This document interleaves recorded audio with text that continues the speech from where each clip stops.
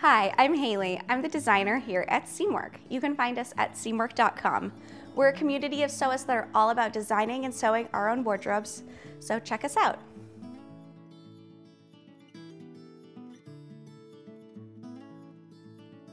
Pleats are a beautiful design feature and they can add a lot of depth and texture to your project.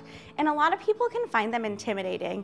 But the truth is that they're really easy and all they require is a little additional time marking and time with iron. Today, I'm going to teach you the basics of pleats. I'll be going over the anatomy of a pleat, different types of pleats, and then finally how to sew a pleat. So let's get started.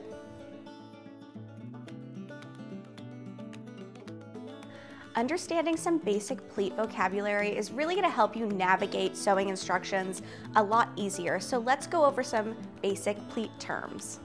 In this example, I'm going to be showing you the anatomy on a knife pleat.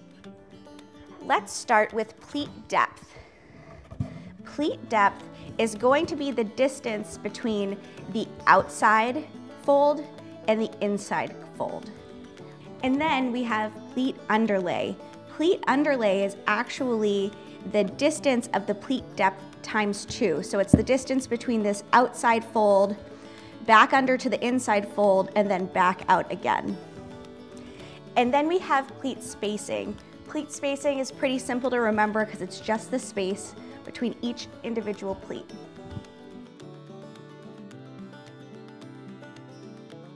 There are a ton of different kinds of pleats, but today I'm going to show you 5 of the most basic pleats that you'll encounter. First, we have knife pleats. Knife pleats are a type of pleat where all of the exterior folds are facing one direction. If you've ever seen pin tucks are actually a variation of a knife pleat. If you're interested in seeing a tutorial on pin tucks, let me know in the comments below. Accordion pleats are a variation on a knife pleat. They're just much closer placed. And then we have box pleats. Box pleats have the exterior folds facing opposite directions of one another, creating this box right down the center. And then we have an inverted box pleat. An inverted box pleat is really similar to a box pleat, except the exterior folds are facing each other rather than away from each other. And then we have radiating pleats. Radiating pleats are actually very similar to knife pleats, but they radiate out from a single point. And those are basic types of pleats.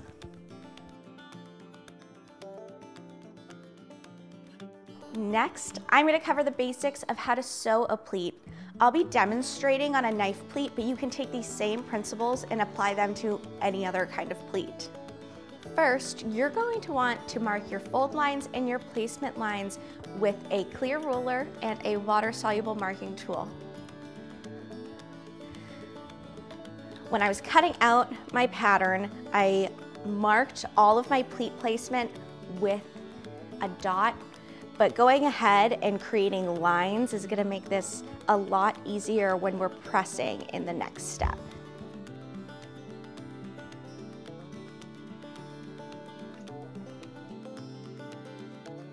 Once my pleat lines and my placement lines are all marked, I can go ahead and start pinning things into place. I like to use glass head pins because they have glass heads and I can press right over them, and that makes it really, really easy. So I'm going to take my pleat line and I'm just going to bring it right over to my placement line and pin it in place. Again, just using a glass head pin. And you can put in a couple of pins on the length of the pleat to keep everything really stable when you're pressing.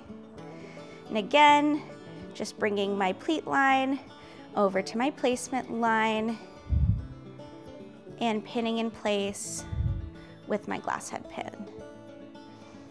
Once everything is all pinned, it's ready to get pressed into place. When you're pressing your pleats in place, make sure that you're using the hottest temperature that your fabric will tolerate. also just make sure that you're using a pressing motion and not an ironing motion. That's gonna just make sure that things don't get distorted. Here is a pleat tip for you. If you want to make sure that your pleats stay really well in place, you can use a solution of water and vinegar in a spray bottle, just like this one, and spray your fabric down. You're going to want to use 1 part vinegar and 3 parts water, and this just helps everything set into place really nicely. Once everything is all pressed, you're ready to stay stitch everything in place. You might find it helpful to take your pins out and reposition them so they're just along the stitch line before you get started. Otherwise, you might poke yourself. And once your pins are all repositioned, you can go ahead and stitch along the stitch line. I like to do something similar to gathers in that I stitch 1/8 of an inch outside of the stitch line and then 1/8 of an inch inside of the stitch line. So when I'm constructing my garment, nothing shifts around on me. After that's done, you can go ahead and start constructing your garment according to the pattern's instructions. And that is it. All of the pleat basics you need to get you started on your first project that involves pleats. You're a pleat master.